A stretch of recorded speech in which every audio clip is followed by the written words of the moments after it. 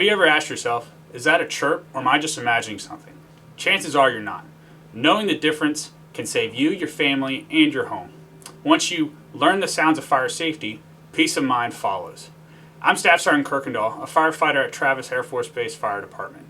And in the following short video, we will touch on why, when, and how to service your smoke and carbon monoxide detectors. A chirping smoke or carbon monoxide detector needs attention.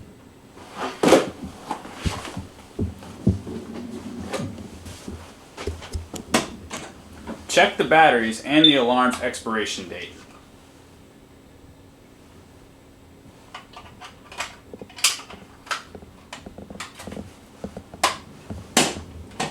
It's extremely important to test your alarms every month to ensure proper operation.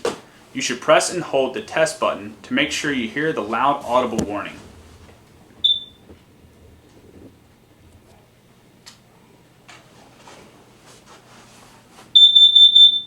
To recognize the sound, simply use the test button or check the user guide of the brand and the model of your device. If a test is not being conducted, a continuous alarm means get out. This will sound a lot different than the chirping mentioned earlier.